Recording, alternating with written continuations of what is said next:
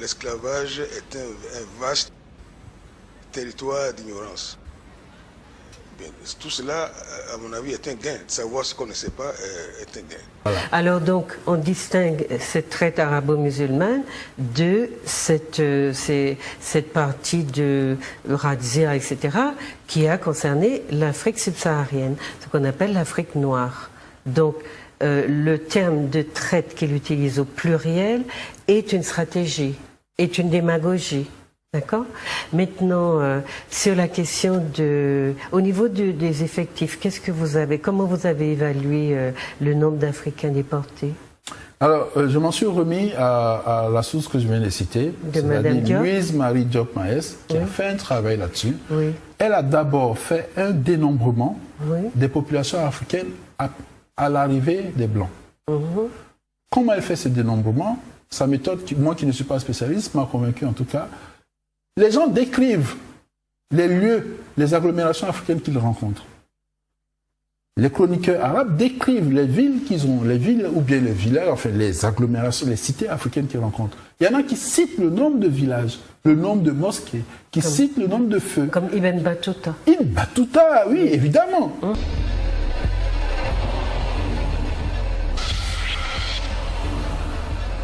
Au bout de 2 mois de marche, la caravane d'Ibn Battuta arrive enfin à destination, au Mali.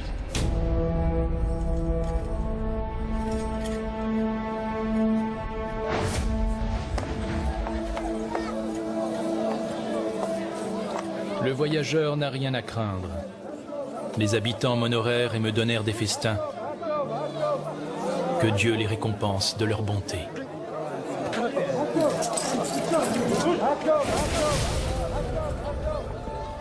Les Touaregs peuvent vendre leurs précieux chargements. Au Mali, la demande en sel est si forte qu'ils s'échangent contre de l'or.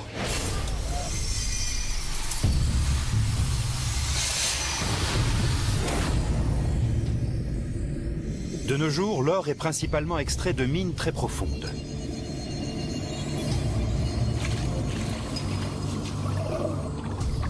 Au Mali, on en trouve dans le lit du fleuve Niger.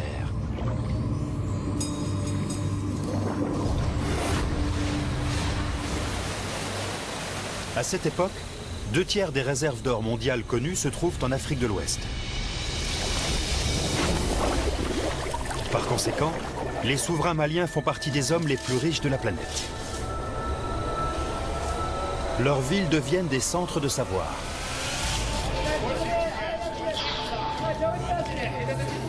L'université de Sankoré à Tombouctou est l'une des plus anciennes du monde et la première fondée en Afrique subsaharienne. 25 000 personnes, soit un quart de la population de la ville, la fréquentent. Et avec plus de 300 000 parchemins, sa bibliothèque compte parmi les plus grandes du monde islamique.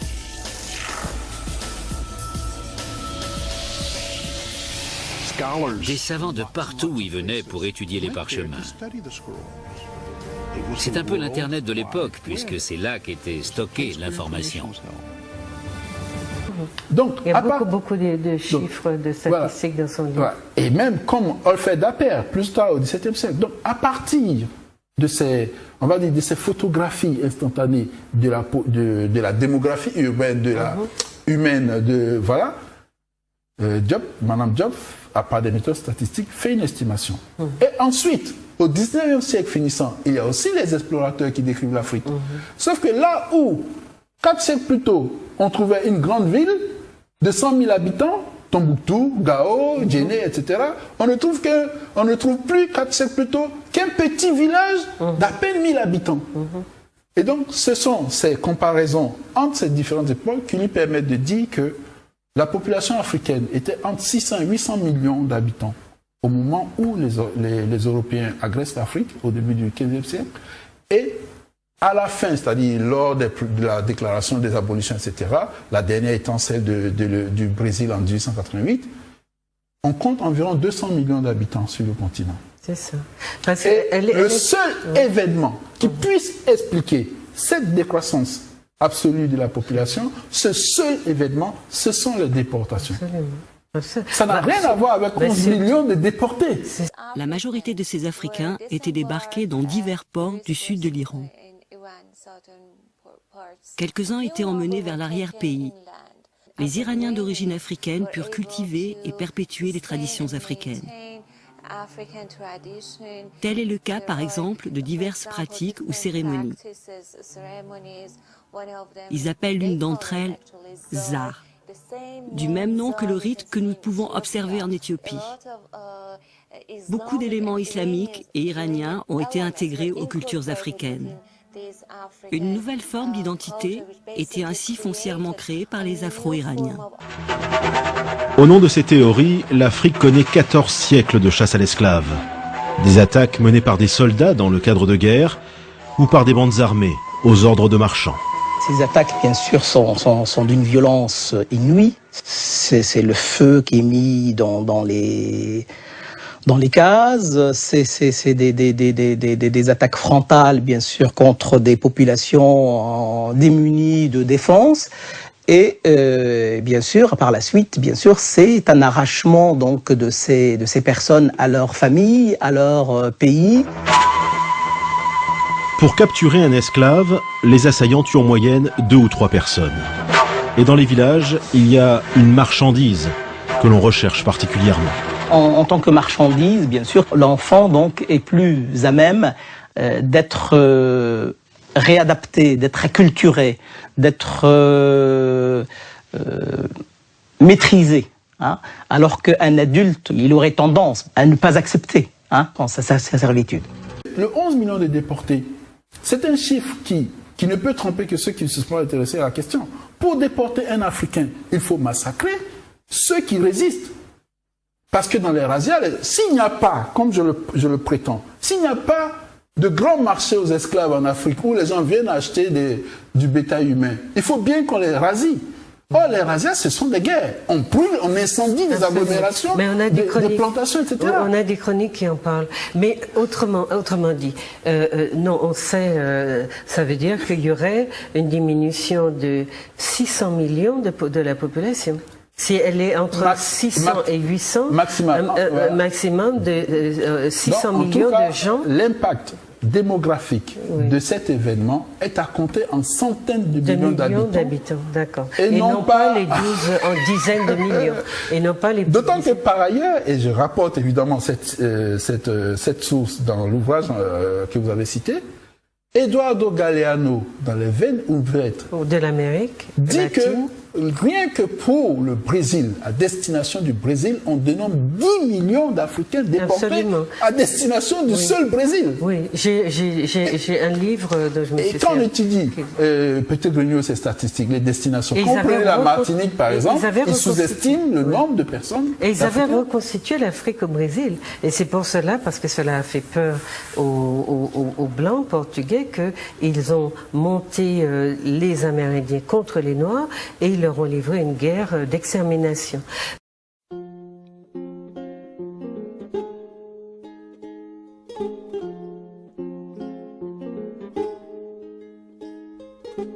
Les chasseurs déclarent : toute vie humaine est une vie. Il est vrai qu'une vie apparaît à l'existence avant une autre vie.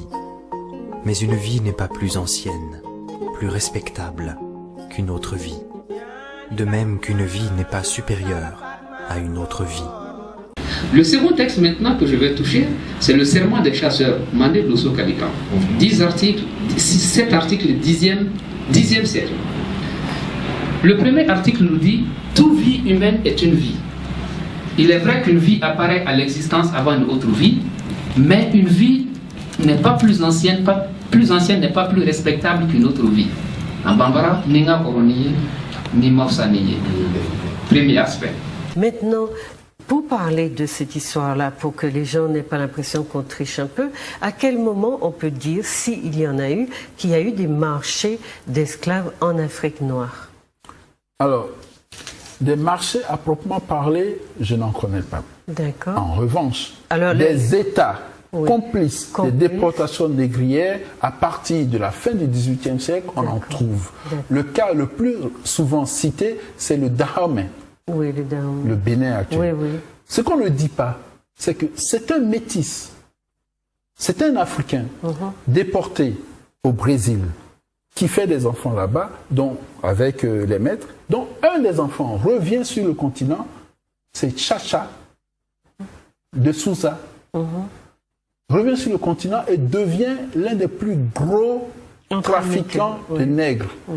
Et qu'est-ce qu'il fait, ce Chacha, quand il revient sur le continent? Lorsqu'il entreprend, il développe son activité de négrier au Bénin, je cite donc le cas du Bénin. Lorsqu'il développe cette activité, il est confronté à une farouche opposition du, on va dire, roi légitime, c'est Adam Dozan. Que fait donc Chacha? Il élimine physiquement Adam Doza et aujourd'hui, dans la nomenclature des dynasties qui ont régné sur le Dahomey, cette personne est effacée. Il élimine et installe son complice au pouvoir en vue de faire prospérer son activité. Donc, Chacha aujourd'hui, il ouvre la porte aux Occidentaux, aux Européens, sur ce marché que devient toute la côte ouest africaine. Il y a donc des complicités qui naissent. Il n'y a pas que des métis qui sont partis et qui sont revenus pour faire ça. Non, je donne ce cas pour ce qui concerne le Bénin, puisque aujourd'hui... Comment ça commence aussi? Voilà, vous pouvez aller au Bénin, vous trouverez Chacha dans une statue équestre, il est sur un cheval, etc. C'est un héros national. C'est un héros national. Donc, ce que je voulais dire, c'est attirer l'attention sur les circonstances précises dans lesquelles, à partir de la fin du XVIIIe siècle, on trouve des royaumes complices de cet état de fait. C'est-à-dire au moment où la traite bat vraiment son plein, où la canne à sucre a besoin de son charbon, et où il faut effectivement, et quand on parlait des morts, etc., on sait les conditions atroces. Pendant plus de 1400 ans, la traite suit quasiment les mêmes chemins. Si la route de l'Atlantique a laissé des traces dans l'histoire, le Sahara, lui, a effacé celle des esclaves. 7 millions de personnes y auraient transité sous la conduite de négriers appelés des galabes, des bouviers. On ne distingue pas les esclaves des troupeaux d'animaux. Seuls ceux qui étaient en très bonne santé pouvaient arriver au terme de la caravane.